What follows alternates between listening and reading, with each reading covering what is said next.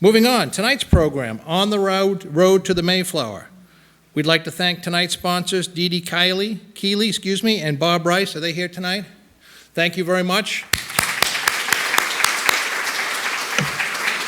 As well as the Town of Barnstable's tourism grant. Karen Rinaldo is an artist and visual historian who was commissioned in 1994 to paint that portrait that you see over there, an accurate portrayal of the first Thanksgiving. 6 months' work, eat, drink, and slept, and painted it. So a tremendous project that scholastic books have selected as a masterpiece to teach American history. The Smithsonian Museum, an American Indian, the Smithsonian Museum of the American Indian, along with the local Wampanoag tribe, also cite the scene as authentic.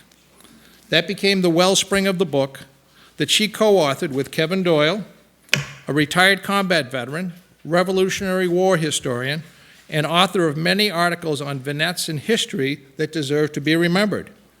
Both authors live on Cape Cod and are active in historical associations and are faithful attendees to Tales of Cape Cod. Please join me in welcoming them.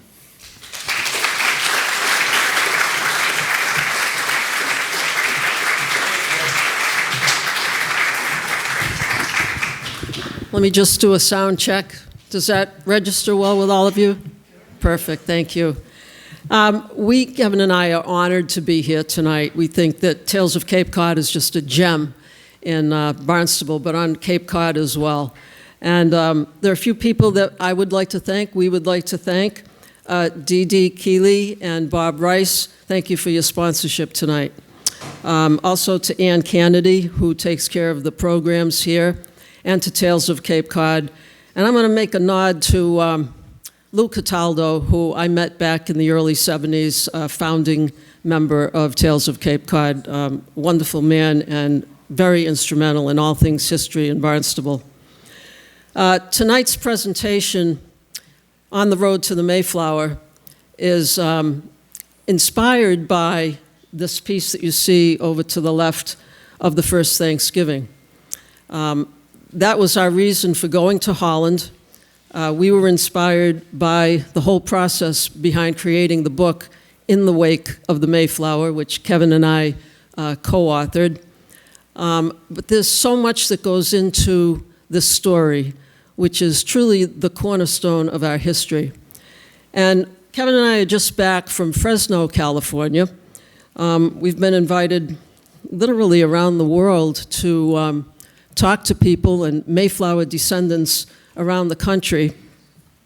And as we were leaving, one of the members gave us a quote that I thought was very appropriate and something that I would like to share with you. The traveling, it leaves you speechless and turns you into a storyteller. And that's what we're doing tonight. I don't know how many of you have been to Holland? A few of you? Many of you. Yeah. Want the clicker? It's a remarkable place, and this is a remarkable story. And we were literally walking in the footsteps of the Pilgrims. So this is very special. So we did our research. I had worked on this commissioned piece back 29 years ago now. So I'll just back up before we jump into our presentation. So this was a commission 29 years ago by the National Association of Congregational Christian Churches out in Oak Creek, Wisconsin. And what they were looking for was a historically accurate representation of the first Thanksgiving, and it had to be historically accurate. For that, it would demand intensive research and working with the right people. Fortunately, I was put in the hands of Nanny Pashamit, who worked at Plymouth Plantation then, and he was an eminent scholar on all things related to Native Americans and the Wampanoags. And it was his direction and his assistance that gave the credibility to this project that was so important. You know, you can have a wonderful image and a wonderful painting, but when the critical part of it is being historically accurate, you want it down to every detail. And so in that piece, the original is at Pilgrim Hall Museum right now. It's there for another year. I would go through every inch of the drawing to be sure that it was historically accurate to their specifications. So now we're going to take you on our journey to Holland, walking in the footsteps of the Pilgrims. We'll go to that first slide, Kevin. This is where Kevin is going to talk a little bit about an image that comes up that shows a very tumultuous sky, a very cloudy sky, if you can bring that up. There you go. Here we go. And I'd like to offer my thanks as well for coming out tonight. And what we're looking at here is a cloudy, tumultuous sky, because that's what the Pilgrims were faced with.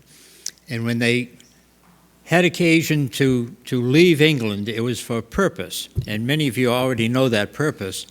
But to drop back real quick, because it's going to come up soon, King Henry VIII, as you may recall, broke in 1534 from the Catholic Church when he went to the Pope and he said, hey, you know, I've been married for 20 years, I don't have any male heir, I need a new wife. And the Pope said, no, ain't going to happen here.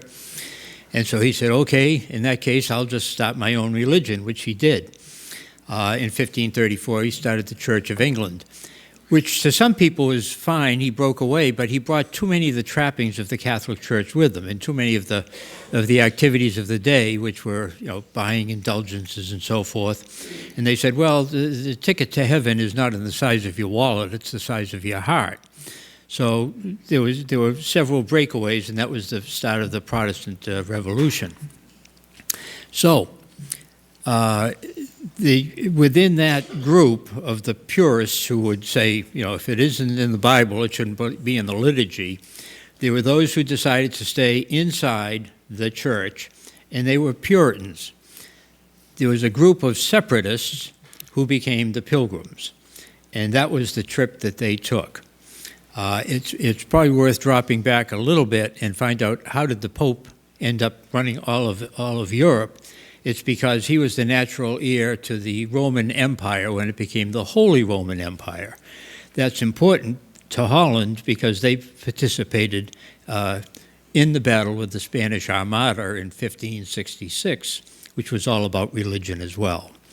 So that's how it all ties together, and that's how they ended up in Holland. And we'll talk about that. This may be a little bit clumsy, and so we'll try to deal with it. It's not responding. No. Well, that one doesn't do much. There you go. Here we go.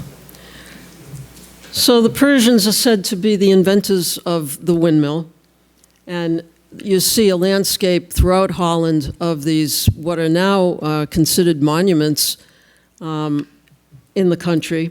So from 500 to 900 AD.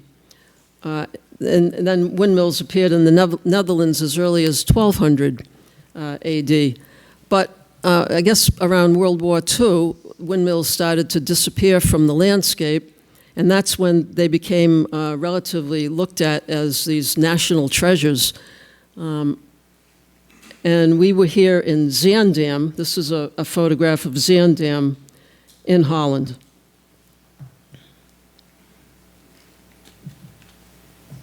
Is there another way we can advance this manually?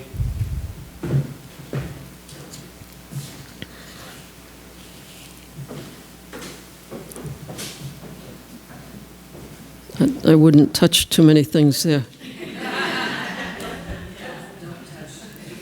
Don't touch anything. Well, I'll jump ahead and just give you a little information about my fascination with windmills.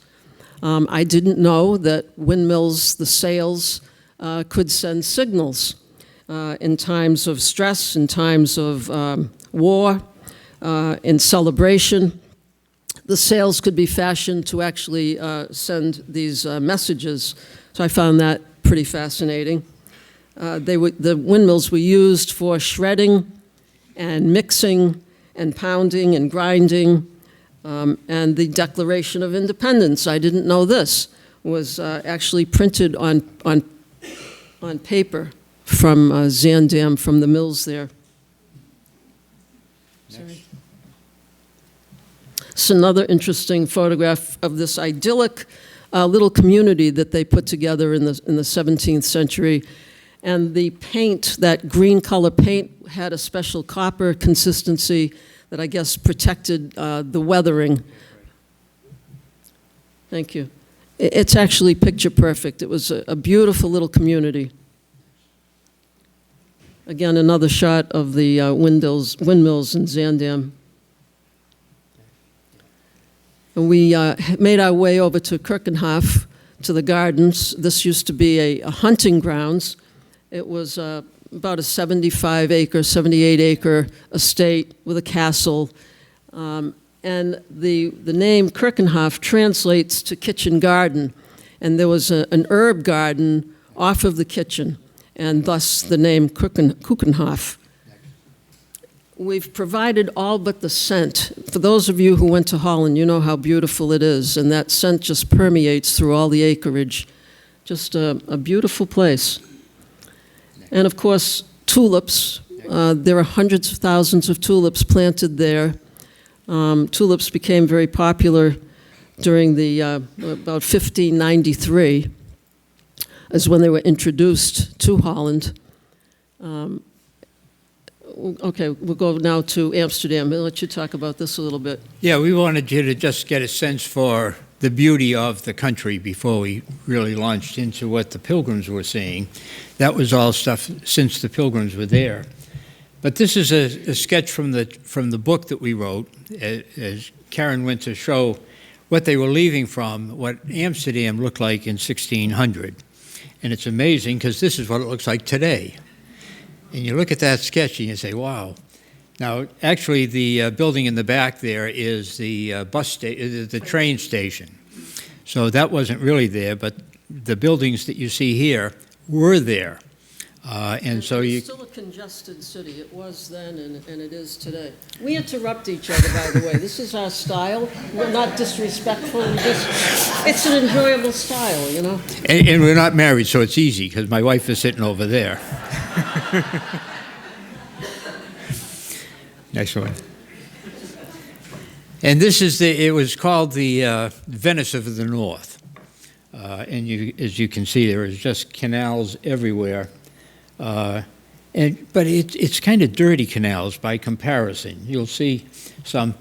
Now, Kevin Barry asked me to use this slide specifically because that's Mulligan's Bar right there. And so there's one Irishman in Holland, and that's what he did. Well, you know, you talk about the condition of the water, and yet there's maybe over 30 different specimens of fish that are in those canals. And it's a very popular fishing area, surprisingly, but true. This is supposedly the narrowest building in Holland right there. As you can see, it's kind of squeezed right in. One thing that might be worth noticing is the little arm that sticks out in the peak of the roof. And actually, all those buildings have a slight tilt to the front as well, because that's how they could get their furniture up. They couldn't bend around the stairs at all. Or get hoisted up. So they brought it right in through the window. And there's a Christopher Wren. High tax for those properties. And That's why they build them up. the taxes were based on the frontage and also the number of windows. So the people who were very proud of their wealth would have very large windows in the front of their houses. That's a Christopher Wren steeple right there. That's a great That's example of the different architecture. And the boats in front, now actually considered luxury living, but at one time that was housing for people that needed housing. And we talk a lot about that things haven't changed very much. We're still in a housing crisis. They had a housing crisis then. This is clearly our signature wave, wherever we are in the world. And at this specific place, we are at the Maritime Museum. Again, it was after the fact of the Pilgrims, but by the same token, the thing they're celebrating is the time of the 1600s. Yeah, that museum, too, by the way, carries the largest collection of maritime maps and artwork and charts. It's an incredible collection. And it also has a replica of a Dutch cargo ship. And this dates back to, the National Maritime Museum dates back to 1656. But this boat had been wrecked in its very first voyage in 1749. There's a picture of Kevin and his wife, Pat. And we'll talk about the woman who's also standing by the mast there a little later. A little view outside of the ropes on the deck of the boat. This is an interesting piece, and you might want to make a few comments about this, Kevin, but it's called the Royal Barge, and it just shows the opulence and the eccentricity, perhaps, attached to vessels that prestigious people might be using to traverse the waters.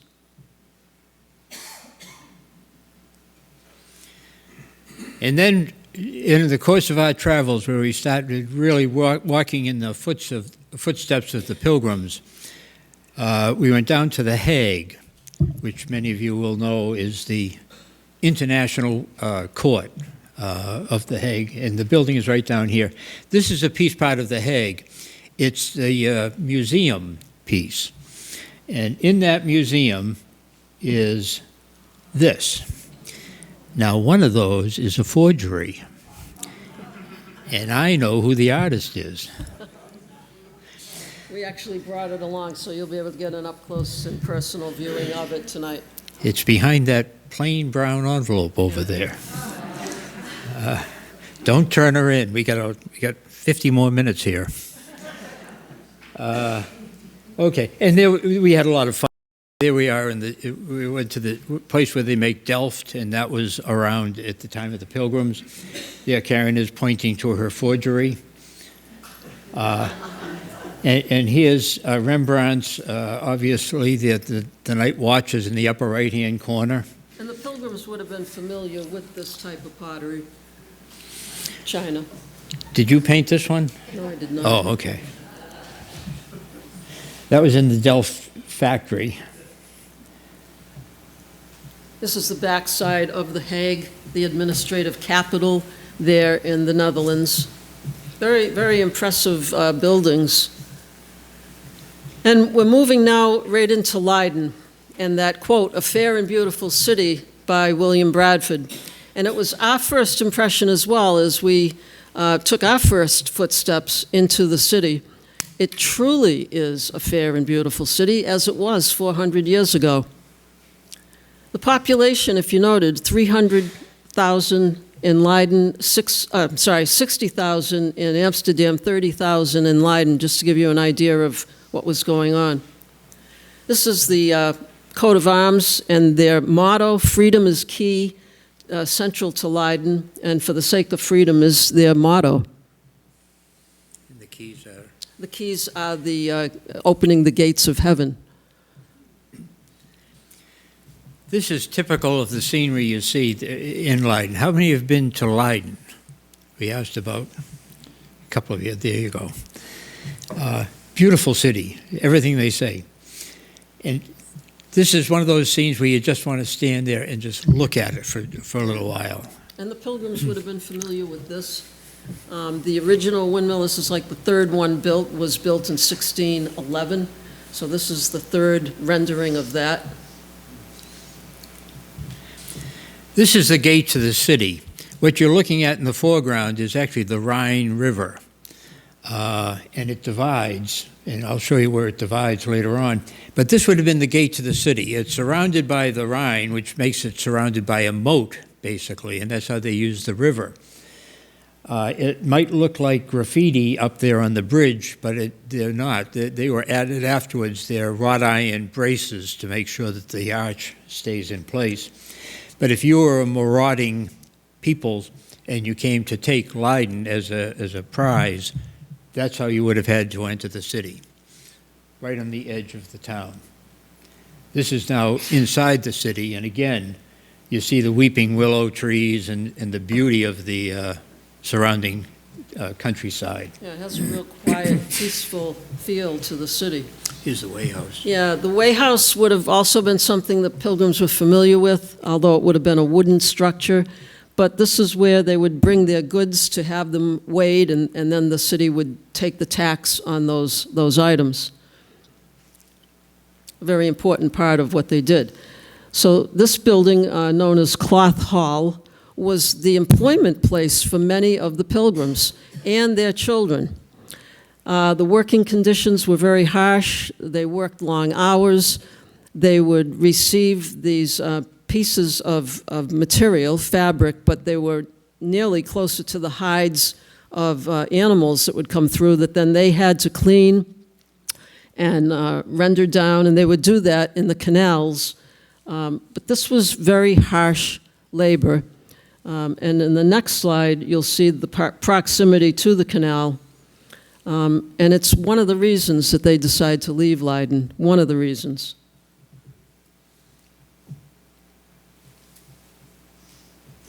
This is a typical scene right here. You're looking around, along the river, and then you see a bridge beyond it, and it's the Corn Bridge.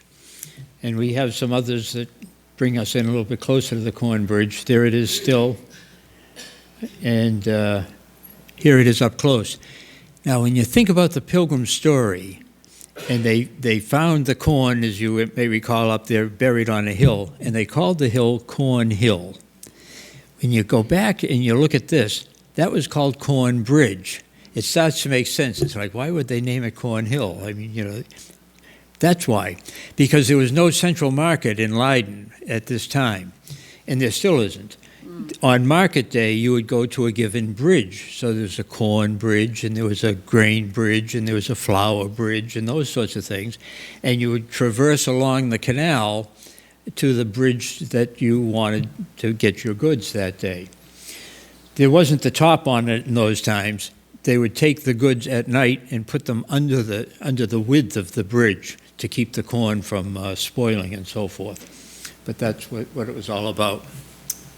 So this is the Peterskirk Church, and Peterskirk Church held a service starting in 1574 that I believe was inspired by the freedoms that Leiden finally received. And they would have a Thanksgiving of a sort, which I think then inspired that Thanksgiving feeling that they brought forth to Plymouth. And so this was like their very first experience with a Thanksgiving celebration. And this was the first commission by the National Association of Congregational Churches. It's a plaque outside. There are two plaques dedicated to the Reverend Robinson, who was the spiritual advisor for the Pilgrims. So that was the first gift, and the second gift was the commissioning of the painting of 1621. And this small print up here, which you probably can't read, says it's a gift from the National Association of Congregational Christian Churches in 1891. And when Karen got the commission the second commission from the church, it was to provide a gift to the nation. And her orders were to make it as realistic and as accurate as possible, because it was such a cornerstone of American history. And that's why she explained it beforehand. It met all those tests. It was a very daunting commission, one that I nearly refused because I wasn't sure there would even be adequate information to compose such a piece, and so there's a tremendous responsibility attached to it. And I mentioned that gentleman, Nanny Pashamit, who happened to be a Mashpee resident, by the way, who his guidance really was the cornerstone for me in completing this piece. And inside there's another plaque, a second plaque to Robinson as well. And again, going to the point of things haven't changed much. This was Reverend Robinson's home for the period of time that he lived in Leiden.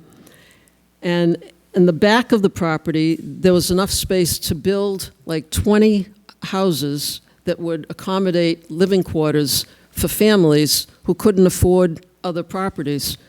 So you talk about, the living conditions. Today we have a housing crisis. Not much has changed. Some of you may have read in the history how Reverend Robinson came down and then he boarded all these people. And to my question was, where did he put them all? They talked about him living at their house, but that's the front of the house. That was the green door. And in back of the house was an open space. Now, this has since been enclosed, but that's exactly where many members who came from Scrooby, who came down and crossed over into Holland and then spent 3 years in Amsterdam before they moved 40 miles south into Leiden. They lived right there. It has since been closed in, and as Karen said, a lot of things haven't changed. Back 100 years ago, 150 years ago, they created these Hofhouses, they're called, throughout Leiden, and they're sort of refuges. If you were indigent or you had no place else to go, you'd sleep in one of these areas right here. Short term, that's where you'd be. At the time the Pilgrims were there, they lived in the back of Reverend Robinson's domicile, which also served as the church. Today, if you're lucky, your family takes you in. Really. This was, Rembrandt was born in Leiden. This was Rembrandt's studio. That building is a step architecture is what they term that. And actually, Rembrandt was also a member of the choir of the Peterskirk Church. This is my favorite one. This is a fort. It was built by the Romans. It's the highest point in all of Leiden and conceivably all of Holland, for all I know. The Romans built it up. There's a fort right there at the top, and you can see it again. There it is against the skyline. That was built in the year 1200 or so. It was years old, hundreds of years old before the Pilgrims were there. Now, Rembrandt was born in 1606, so that's the same date as many of the Pilgrim children, and certainly it's a time where they were there. I like to picture Rembrandt and a couple of the boys from the Mayflower just racing each other around that circular fort. It's entirely possible, and there was some reference to Mary Chilton perhaps being the apple of his eye. I don't know. But the view from the top is magnificent. And that church is the Hagendas Kirk Church in Leiden. They actually call this the historic district. The Hagendas Church is like 900 years old, but they call this area the historic district. And you get a panorama 360-degree view of the city of Leiden from that fort, from the top of the fort. This is the front of the church, and this is where we were invited to give a presentation in 2020, and COVID had shut all the plans down for 2020 celebrations. Here we are with our friend who took us on a guided tour for the time that we were in Leiden. We're going to be talking a little more about her. And in the next slide, Well, yeah, okay. this is where the painting would have been displayed, a banner from one petitioned area to the other. Very, very impressive. They don't use the churches for church services anymore. They use them for special venues now.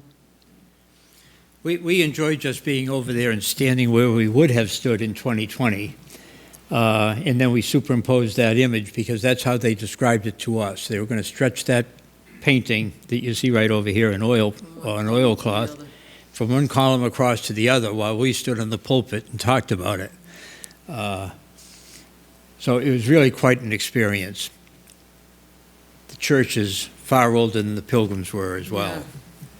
Yeah. This is the American Pilgrim Museum, dates back to the 1300s, and it was it's still run by Dr. Jeremy Bangs. And Dr. Jeremy Bangs was another eminent scholar. He worked at the Plymouth Plantation, called Plymouth Plantation at that time, going back to the late 80s and early 90s.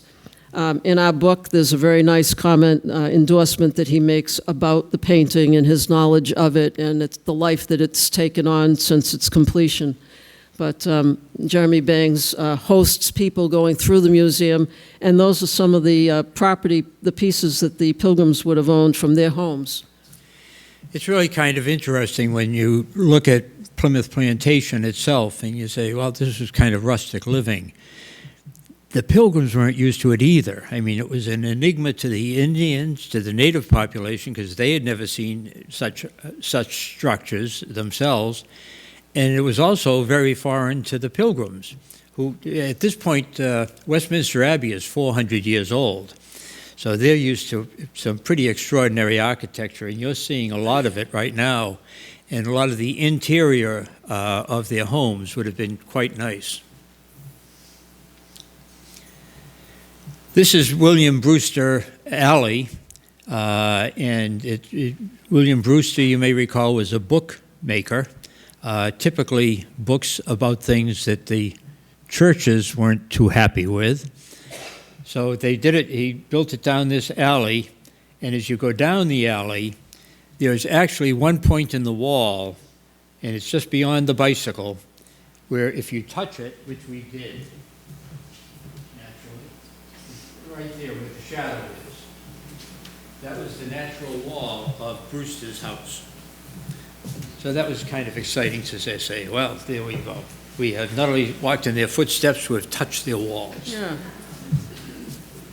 These are some of the, well, they call them draggers, but this particular boat shows very clearly the lee boards, which would serve as stabilizers for the boats and help them in the direction of them. This is from a painting that was done for the Eastham celebration in 2020. And you see the lee board on the shallop. This is what they call Rembrandt's Bridge. And Rembrandt's father was one of the millers at the windmill. That probably looks more familiar to you. As you recognize that from one of his paintings? The bridge with the seeming roof on it, but that's where they actually got the leverage to raise the bridge. And Rembrandt painted it several times. And then his father, as was stated, was a miller. And this, again, is just typical of the beauty of Leiden. You know, here you have the bridge, you have the windmill, and look at this beautiful lush garden right in front of it. Mm. And that was so typical of our walks along the canals. And that's actually Rembrandt's neighborhood, his house. In the next slide, I guess it isn't the next slide. This is the Night Watch by Rembrandt. And we can just about point out, if you can point it out, Kevin, Rembrandt paints himself into the Night Watch. He's right there. You see one eye right there. One eye. Yeah. But this is a very famous piece. It's a large, like 14 by 18 foot painting, oil painting, and it was known for its ability to convey the motion in a piece that otherwise would have been very stagnant. But it's quite imposing. I saw that like 50 years ago in the Rijksmuseum. And do you remember some wacko came along and put his elbow through it or sliced it with a knife or did something like that? It has since been restored, and it's been restored like that. Very famous piece. It was in the Rijksmuseum. We didn't get to go to the Rijksmuseum on this trip, unfortunately, but Rembrandt did. And he has a couple more right here. Karen, being the artist, will tell you more about the others. So Rembrandt would include windmills very often in his art, and he used it as a kind of a subliminal message, as a standing post, a guardian of light, is how he reflected on it. In the next slide, Many of you may recognize this was the Storm of the Sea. It was one that was stolen from the Isabella Stewart Gardner Museum. Rembrandt actually did very well with his work in Leiden, but it's interesting that the Pilgrims left Leiden to have a better way of life, and Rembrandt leaves Leiden to go to Amsterdam. So the Pilgrims left Amsterdam to go to Leiden, and now Rembrandt leaves Leiden to go to Amsterdam, where he was semi-successful, but in the end he ended up nearly broke. So they tore down Rembrandt's house, then they built a new house, and they put a plaque up to recognize that Rembrandt lived there. And this is a statue in that little corner area of the young Rembrandt working away. And here we see Leiden University, 1575. Leiden University was a gift from Prince William of Orange, and it was a gift actually to say thank you for the resiliency and the ability to survive the siege and then the liberation of Leiden. That goes back part of the 80 Years' War and the 2 years of 1573 and 1574 with the liberation. Yeah, and that ties back to what I said earlier about the break from the Catholic Church and then the break from the Protestant Church and so forth. Because when the Spanish Armada attacked England in 1566, it was over religion. And it was because they had broken away from the Catholic Church. And so Spanish Catholics, of course, launched the Armada. And they were given stiff resistance by Leideners. And Leiden was so helpful to the English effort that the Prince of Orange, as they say, as Karen just mentioned, turned and said, you have a choice. You can live tax-free forever, or we can give you a university. And they chose the university. And it became one of the world's most outstanding universities. In fact, Reverend Robinson taught there. He had one of the few white-collar jobs, if you will, while they lived there. I think they had a lot of theological debates that took place there, and Robinson participated in that. But you can go to the next slide. So these were our two guides for a period of time that we were in Leiden. And the woman, Leonie Kaptein, was studying the DNA of tulips. And she spent extensive time researching the tulips. The gentleman next to her, his name was Tamara Jones. And what was his position? Actually, he had kind of he couldn't really tell us. He said, "I'll have to kill you." So what was his deal? Yeah, it was one of those deals. He sounds just like he looks. Okay, a little. But wonderful tour guides. Wonderful. And took us into the most intimate areas. And they actually pointed out to us where the Pilgrims would have departed from Leiden. There were a couple of places that were in question, and they confirmed that, and it was confirmed by Dr. Jeremy Bangs as well. And we'll show you. Yeah. This is the Hortus Botanicus that was founded in 1590. And it was all about the tulip at the time. The tulip came from Turkey, as was previously mentioned, I think. And they continued the garden.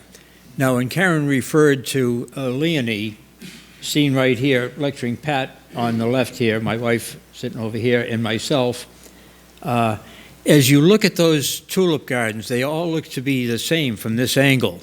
But if you were there, you'd look upon them and you'd see a definite growth pattern differences between each bin. Leonie is really one of the world's experts on tulips. She certainly is one of the world's experts for Holland.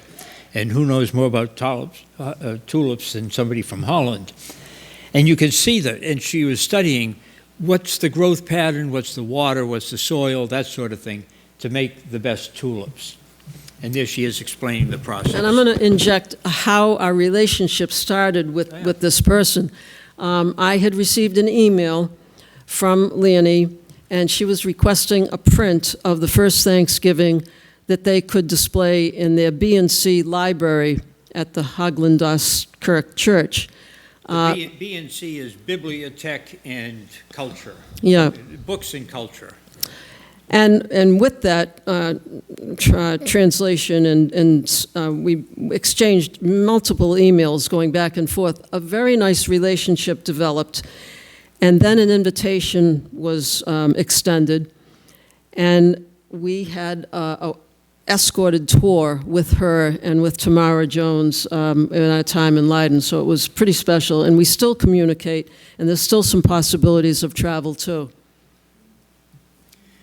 Here's a Leiden observatory that went with the university. This is the oldest still functioning observatory, astronomical type observatory of any university in the world. There's one older observatory itself, and that's in the Vatican. But as far as universities and so forth, this is the oldest one. It was, and Leiden University is actually the home of several, what's the award? Nobel Peace Prize. The Nobel Prizes. Yeah. Leiden University is also the only university there that offers a maritime master's program. And you say, why would someone be interested in a master's program? And there's one very profound reason, and that is because of the very distinctive relationship between humankind and the sea and the oceans of the world. These are typical canal scenes as you go down, and as Karen said before, people who were indigent, who had no place else to go, would build these shanties on the water. And now, of course, it's the most prized property in the town. Yeah, literally, you can't afford them. Yeah. This is a very interesting monument. It's one that's in Leiden, and we went down to, on the left-hand side, you see engraved all the names of the Mayflower passengers. By the way, my claim to fame is that my wife is descended from not Peregrine. What's his name? No, his brother. Resolve, thank you. I've only said it like 7,000 times. Resolve White. So his name is on there too. But as you look at this statue, it's really kind of interesting. It's on one of the side canals. And on the side that you're looking at on the left-hand side, the body is quite articulated. You see the muscles, you see the strain, and you see the pants and the configuration. As you look at it from the water side, it's smooth. It's smooth all over. And it was a very clever conceit that the sculptor used to say, this part is yesterday, and we know how yesterday was. This part is looking towards the future, and we don't have any idea what's going to happen to us next. Yeah, and that's the symbolism attached to it. It's the uncertainty of the next step that the Pilgrims will be taking. And this is the location where they departed from, on the right-hand side of the river, on the Rhine River. Yeah. So right opposite this boat, there you see us all. It looks like we photoshopped in the other head, but he was really there. He's hovering. So I said to him, when he said, and this is the place they left from. Well, it's a river, and there's another boat landing type right opposite from there. And I said, well, why didn't they leave from there? And he kind of looked at me and said, because they lived here. I said, okay.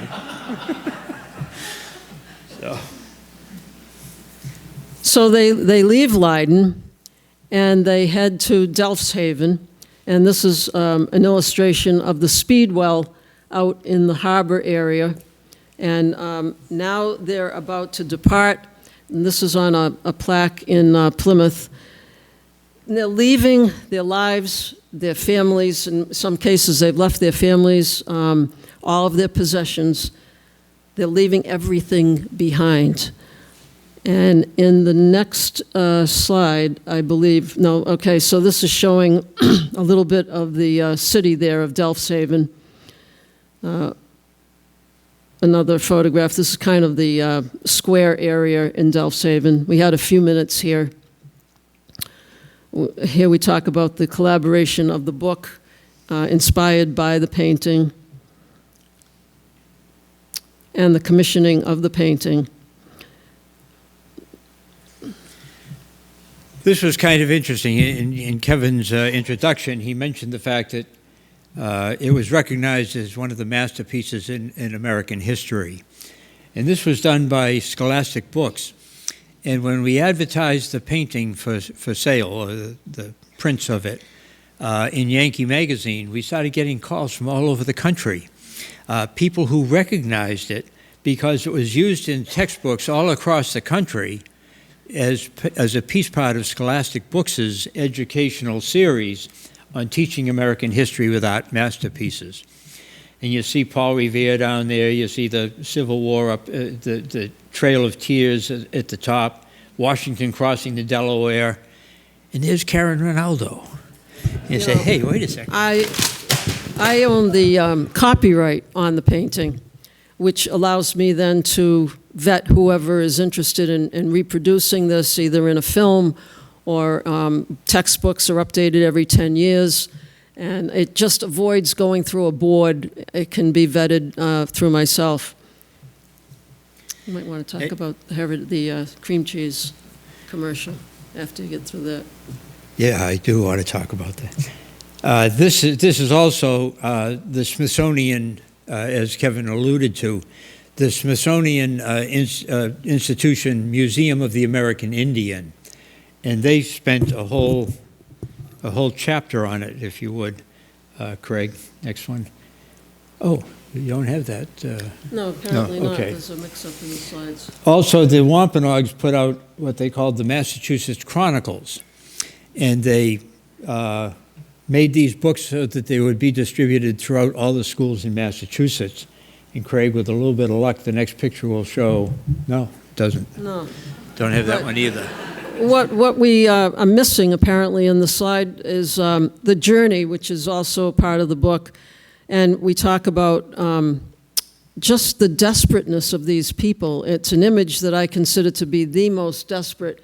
And it's hard to wrap your mind around the conditions and the time and why they would do this. The worst, you would say, very poor judgment.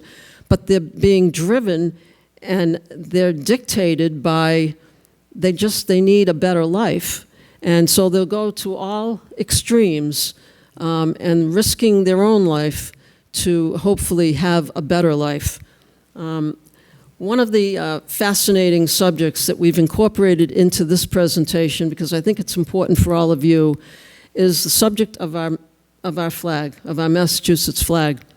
And there's been a lot of conversation recently about changing it, but it's a nice linkage into what we have done and in tribute to the Wampanoags, we feel. And so Kevin is going to talk a little bit about the flag for the last portion of our presentation. Well, the last portion will be a Q&A, but for right now, and I hesitated to close on this one, and Karen and I went back and forth about should we or shouldn't we, because I don't want to get lost in current events while we're talking about Leiden and the Pilgrim adventure. However, this ties in that we all know the Massachusetts flag. What we probably don't know is what it all stands for. So there's a Wampanoag right there, and it talks about 1620. That's what the Indian is all about, and gratitude for the fact of all that we learned from the natives. And we all know about corn, beans, and squash and that sort of thing. But if you think about it, they taught us how to fight, because we defeated the English army, which was the strongest army on the face of the earth. And how did we do it? We did it by fighting like an Indian. And we learned that from them. From behind each fence and barnyard wall, the colonists answered them ball for ball. Chasing the redcoats down the lane, only emerging to surface again at the bend in the road, only pausing to lock and to load. So we learned how to fight from them. The second part of the shield is a star. Where did the star come from? Betsy Ross. Because in 1777, suddenly the state not being a colony anymore. We just declared our independence. And why did we declare our independence? 1775. So that's what the star is, telling England, telling the world, we're one of the 13 colonies that broke loose. So there it is. Now, in today's context, the Indians, the Wampanoags especially, feel threatened by the sword overhead. And it's unfortunate the artist at the time used Miles Standish's sword as a model. So they say, oh, there's a sword. No. If you study history, that is the Bedford flag. And it's a mailed fist coming out of a cloud, conquer or die. Okay, give me liberty or give me death. And if you turn it this way, you see that that's the deal. So it's unfortunate that he used Miles Standish's sword, because in fact it's all about 1775, and in heraldry, the crest really has no bearing on the shield. They don't relate that way. They state a value in the crest, and they state actions in the shield. The banner around the side says, "By the sword we seek peace, but a peace only under liberty." It's all about the Revolutionary War. So as you look at it, we're still saying thanks to the natives, and that's what you see on the state flag, I think. And there we are.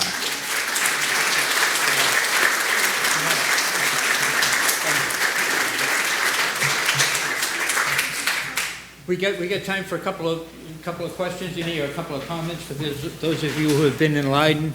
Yeah, Bob. Speedwell never made it, right? Speedwell never made it. Never made it at all. That's correct. They boarded it right there, and it started taking on water right away. The Mayflower was no day at the beach. That was hauling produce.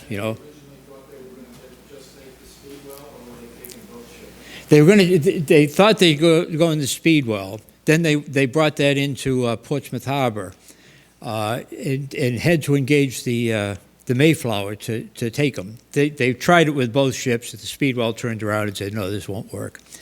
But that's how you end up with the saints and strangers on the Mayflower. There was 33, I think, that were there for religious reasons, that were what we would really call pilgrims. And they were pilgrims. Geoffrey Chaucer in 1400 was talking about pilgrimage. That's what the Canterbury Tales is all about, is a pilgrimage. So they knew what they were doing. But they didn't have enough people for ballast or to make the trip worthwhile. That's also one of the reasons why there was a Mayflower Compact, is because you had all these disparate ideas of what we should do in America.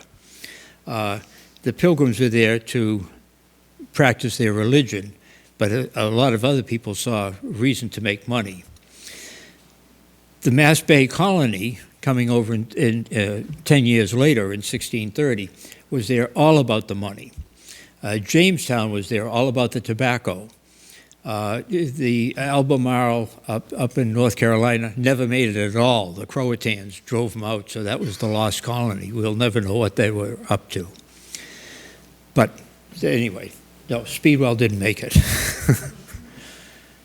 Yes, ma'am. So who actually made the decision to leave and to come to America? And what information did they have that it would be a better life? They didn't know necessarily that it was going to be a better life. They knew the terrain because Gosnold, who's right here on Cape Cod, 1602, and Champlain, 1606, there had been plenty of explorers who went up and down the coast, so they knew about the territory. It wasn't necessarily incognita. But then they left because their kids were becoming Dutch. Yeah, it was a collective group agreeing that Right. they had to leave because the children were losing their moral compass, so to speak. And they were very concerned they were losing their identity. Death and the harsh conditions of working, there was just a host of factors. There were children who were born in Holland, you know, and it's funny because I was talking to a Wampanoag, you know. In fact, he just became the new chief of the Mashpee Wampanoag tribe, if you know his name, Earl Mills, and his father was chief 30 years ago, still is chief. So I said to Earl, I was talking about it, I said, we brought our book over to Rhode Island. I said, it's the only place that ever stumbled and said, I don't know if we were going to take the book or not. And I said, what would stop you? It was the Narragansetts. The Narragansetts didn't like being portrayed as the bad guys in the Wampanoag story. And Earl said to me, he said, it's funny because every now and then my father, he said, I used to hang around with Narragansetts. And one day my father chastised me and said, you're starting to act like a Narragansett.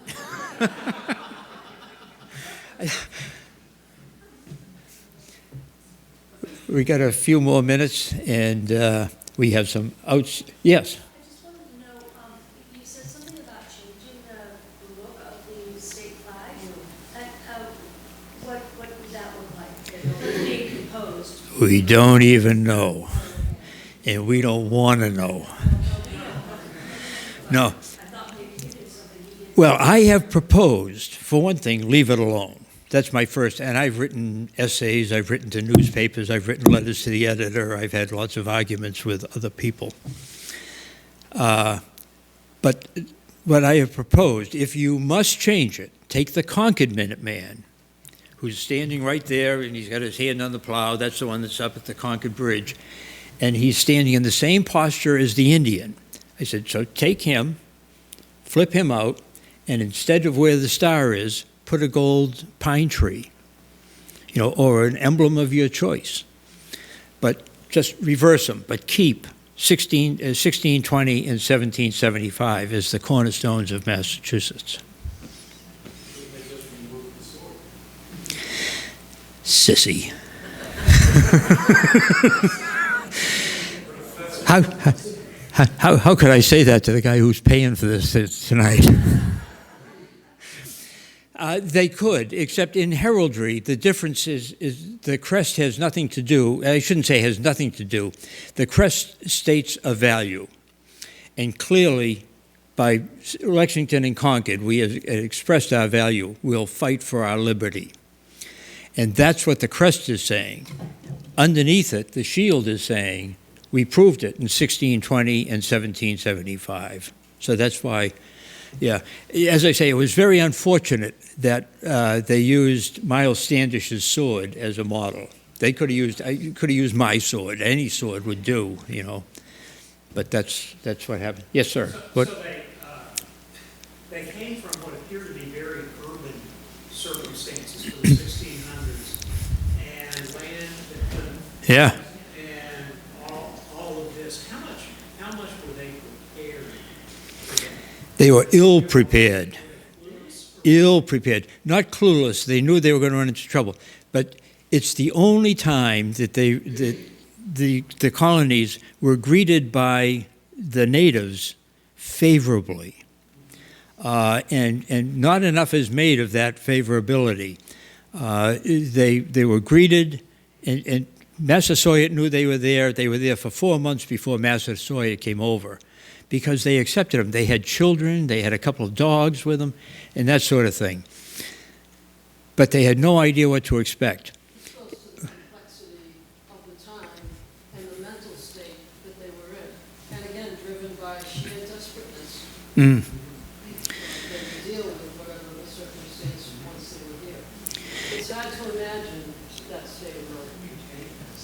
As you look at the village today, you know, Karen didn't just invent the village. The village was excavated and designed by archaeologists who were hired by a Henry Hornblower, who was a very wealthy Bostonian financial family. And they had a summer place in Plymouth, and he was fascinated by the Pilgrims, so he paid these archaeologists to come and say, what would their surroundings have looked like? So he created the village in 1947. And then, I like to say, it took Karen in 1994 to populate the village. And as you look at that, that's who was there. Every record shows 90 Indian braves, 53 Mayflower survivors. They could have wiped us out that afternoon. They didn't. We had the longest standing American Indian treaty that lasted for almost 50 years until King Philip's War. It's the longest lasting treaty we ever had with the natives, Native Americans, with the American Indians. It's quite a feat. I'm standing between you and strawberry shortcake, which is right in here, and it's fantastic. Thank you.